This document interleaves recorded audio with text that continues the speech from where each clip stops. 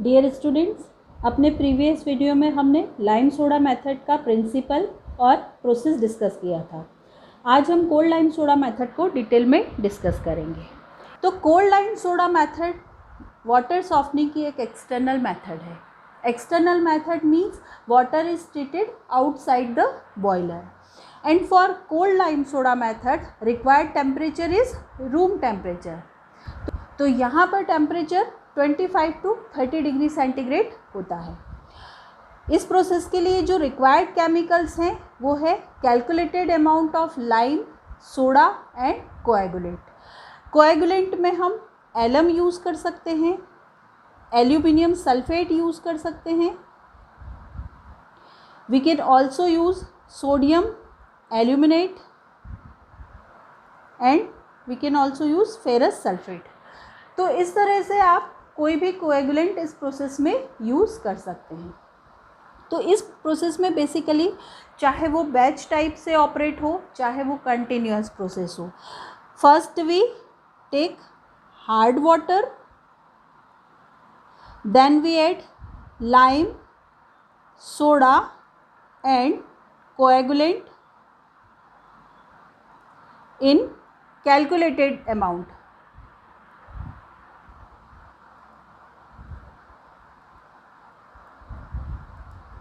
उसके बाद this hard water and this chemicals are vigorously stirred.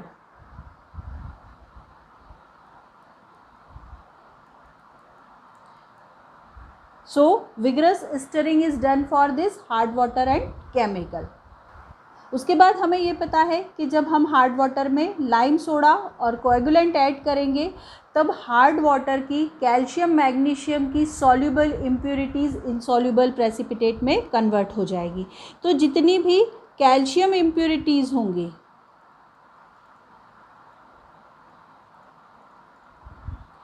It precipitate out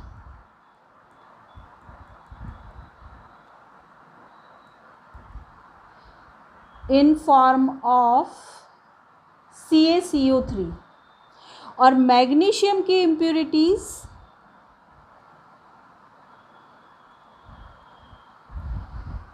precipitate out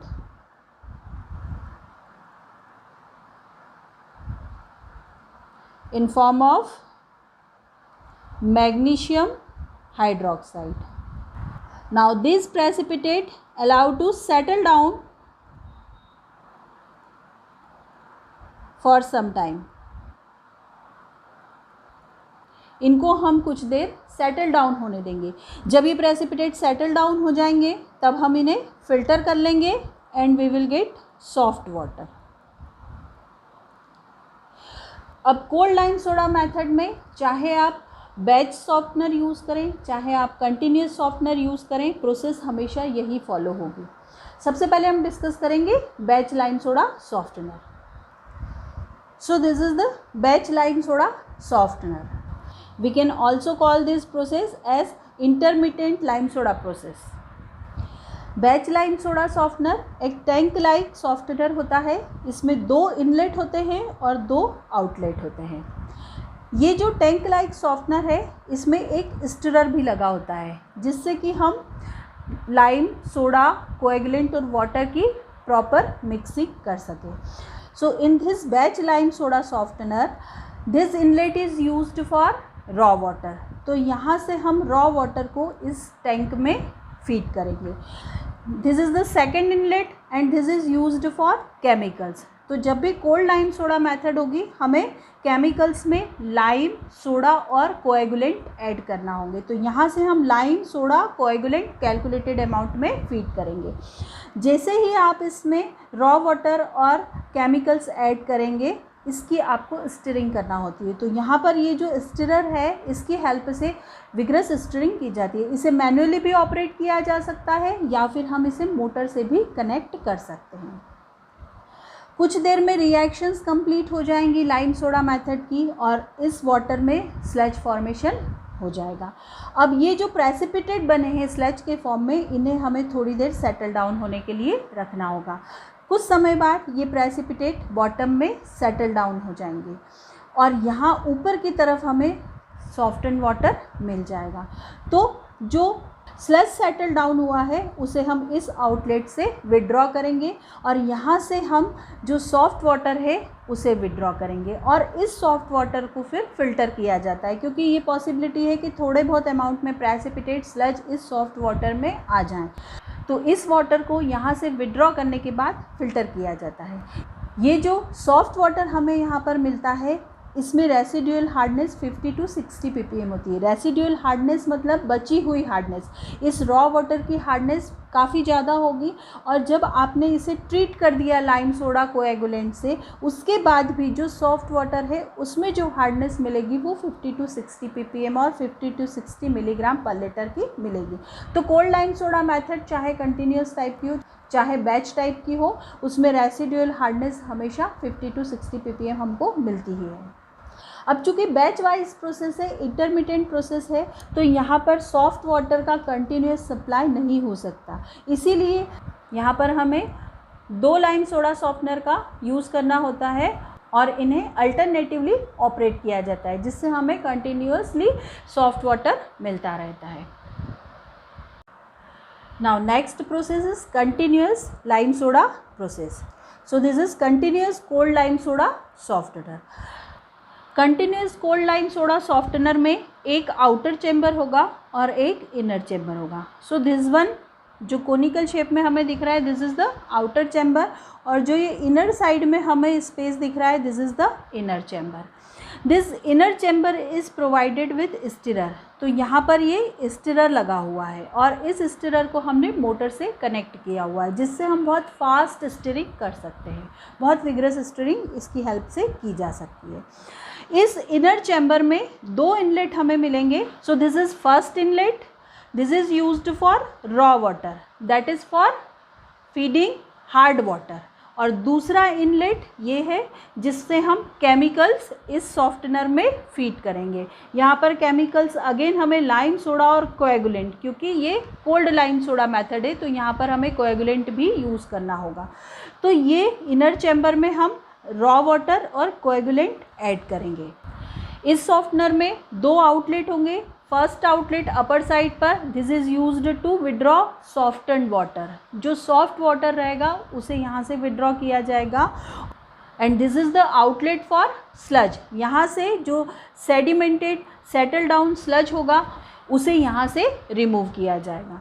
outer chamber में एक wood fibre filter भी लगा होता है, जिसकी हेल्प से हम इस सॉफ्टन्ड वाटर को फ़िल्टर आउट कर सकते हैं।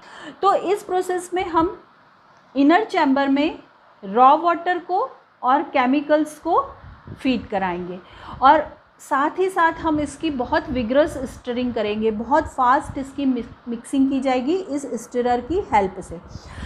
अब जैसे ही ये वाटर और केमिकल इस इनर चैम्बर के थ्रू मूव करेगा, उसमें रिएक्शन कंप्लीट होने लगेंगी और स्लज फॉर्मेशन हो जाएगा। अब यहाँ से वाटर आउटर चैम्बर में आ जाएगा और इस आउटर चैम्बर में जो भी प्रेसिपिटेट स्लज के फॉर्म में बने हैं वो यहाँ पर सेटल डाउन होने लगेंगे और सॉफ्टन्ड वाटर अपवर्ड डायरेक्शन में मूव करेगा। यहाँ पर हमने एक फ़िल्टर भी यूज़ किया है, this is the wood fibre filter.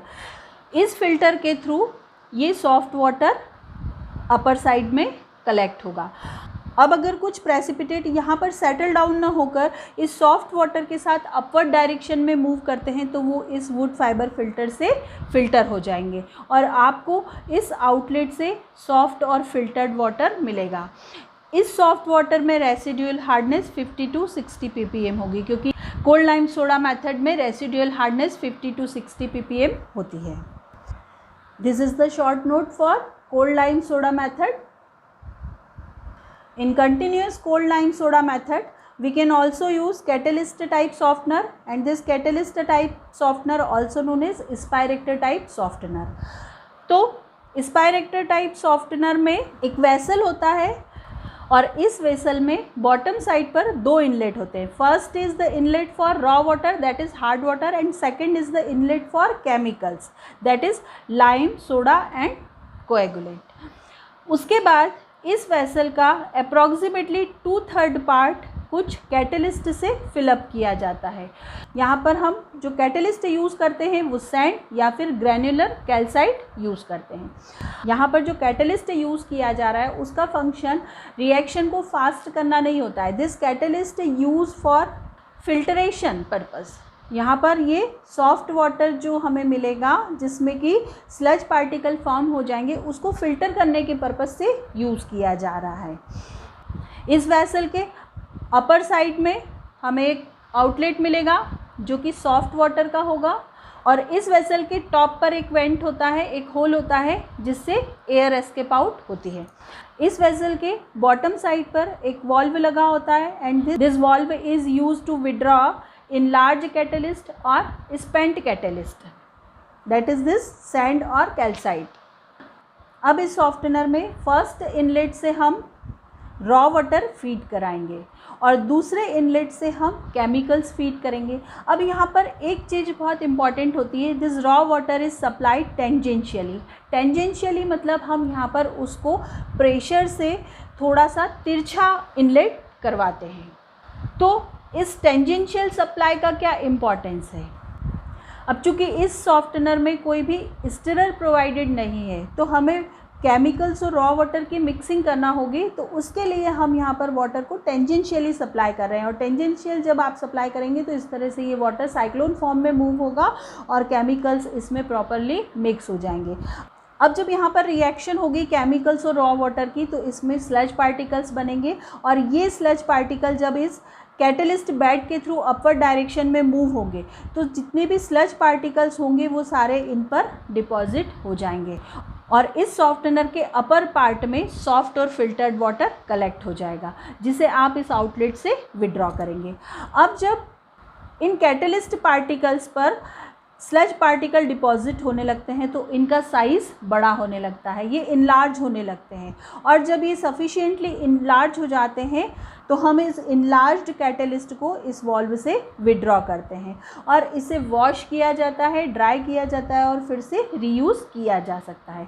तो इस तरह से कैटलिस्ट टाइप और एस्पायरेटर टाइप सॉफ्टनर भी कंटिन्यूअस वाटर सॉफ्टनिंग के लिए यूज़ किया जा सकता है।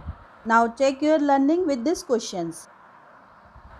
So question number 1, for cold lime soda method required temperature is 60 to 80 degree centigrade, 90 to 100 degree centigrade, 25 to 30 degree centigrade, 100 to 150 degree centigrade. Question number 2, coagulant or coagulants used in lime soda method is or are alum, sodium aluminate, ferrous sulphate, all of the above. तो इन questions के answer आप comment box में ज़रूर दें। So this is all about cold lime soda method.